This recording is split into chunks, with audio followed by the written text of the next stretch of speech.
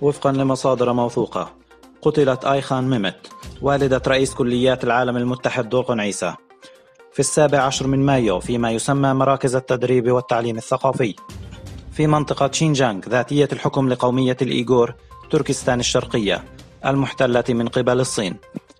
وكما تم احتجاز باقي أفراد أسرته ولا يوجد أي معلومات عنهم إن كانوا على قيد الحياة أم لا، وإن شعب تركستان كافة يدعو لها بالرحمة في شهر رمضان. في أعقاب رفضه إعلان القمة المشتركة لمجموعة السبع، واصل الرئيس الأمريكي ترامب انتقاد رئيس الوزراء الكندي ترودو في تغريدات على وسائل التواصل الاجتماعي في 11 من يونيو.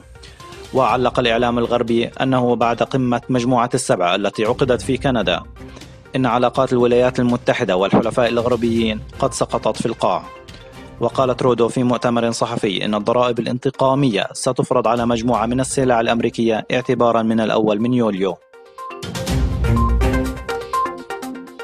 أعلنت وزارة الخزانة الأمريكية في 11 من الشهر الجاري أنها فرضت عقوبات على 5 كيانات روسية و3 أفراد على أساس خدمتهم في جهاز الأمن الفيدرالي الروسي وقيامهم بهجمات إلكترونية ضد الولايات المتحدة.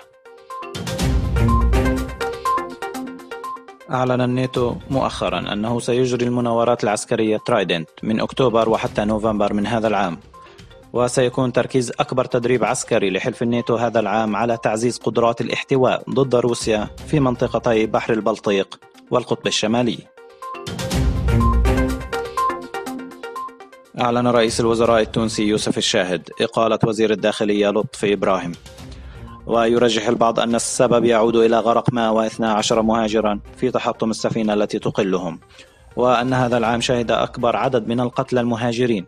وقال مسؤول حكومي لرويترز لم يكشف عن اسمه إن وزير الداخلية أقيل لأنه لم يستطع إيقاف السفينة ووقف تهريب المهاجرين.